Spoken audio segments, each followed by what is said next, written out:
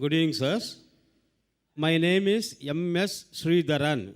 I am a bank officer. And I have been earning my salary from my bank, from the bank's main income, that is interest.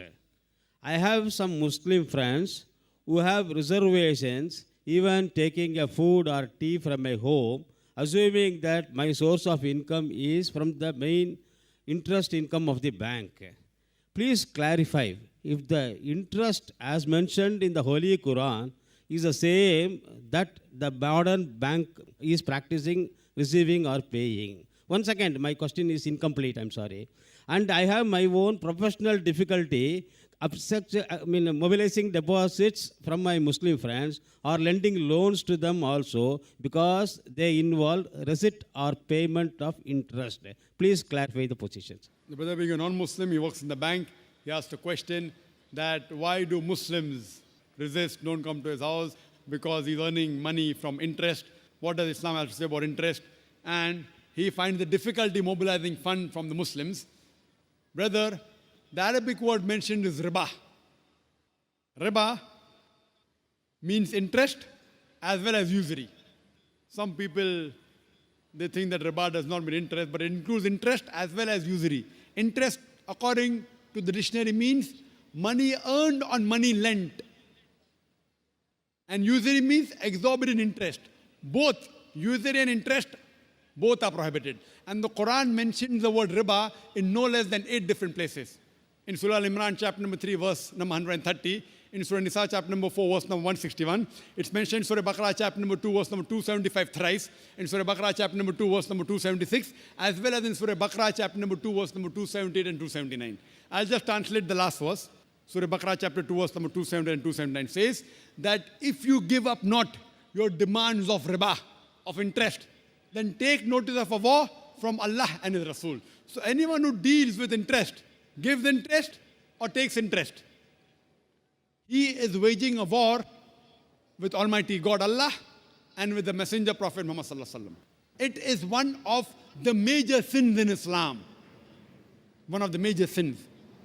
And one of these says, one of the lower level of interest is equivalent to doing zina, adultery with your mother. Now what is the logic behind it? You can hear my talk on interest-free economy promulgated by the Quran. It's a big talk. Logically, for me to prove to you why interest is haram, it will take a few hours, which will not be possible now. But in short, the reason interest is prohibited because it makes a rich person more rich and a poor person more poor. And furthermore, interest encourages many evils. Like if you know in the 80s, most of the bank, they funded gambling dens, they funded alcohol bars, etc.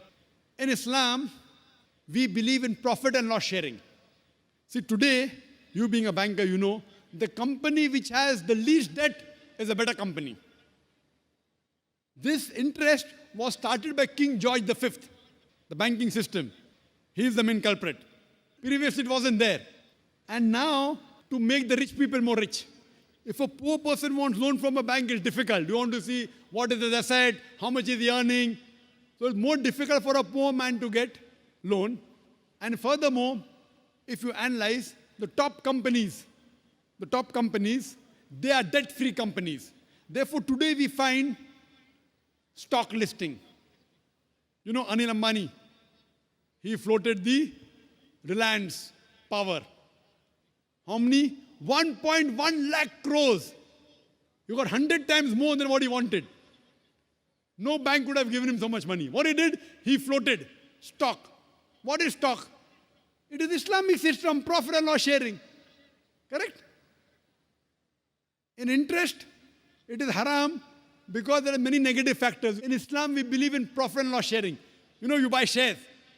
You buy shares of a company. If you make profit, you get profit. If you make loss, you make a loss. It's not fixed, 8%, 9%. And the other person makes a lot of money. So what they do, they float shares. So if you buy stock of a halal company, as long as it's not alcohol company, it's not bank, it's not haram activity, it is Islamic. So we in Islam believe in profit and loss sharing. Anil Ambani, he floated, he got 100 times more than what he wanted, correct? 1.1 lakh crores. In 1 hour itself, He got more than 10 times than what he wanted. Why? People thought, okay, if I invest with Anil Ambani, I'll not get that fixed 8%, 9%, 10%.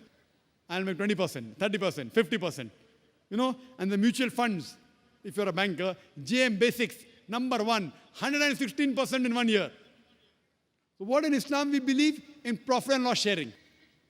That's the reason riba, fixed interest, fixed amount on money earned or money lent is haram. For more details, refer to my video cassette, Interest-Free Economy Promulgated by the Quran. That's the reason if you change your bank from a conventional bank to Islamic bank, inshallah, you'll have Muslim customers. Inshallah.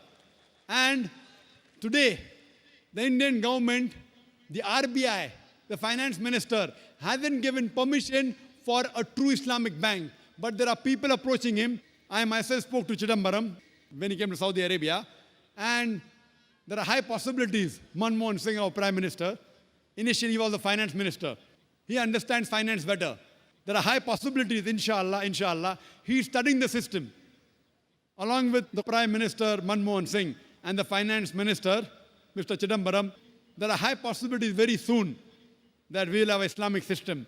And you surely see to join an Islamic bank. That's the reason today Citibank has Islamic window. HSBC has Islamic window. Most of the international banks have Islamic window. Why? Because they find they'll make more profit and they'll give more profit to their clients.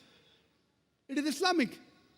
So if we follow the Sharia, the Quran and Sahih Hadith, you also earn and you let others also earn. Hope that answers the question, brother. Thank you very much.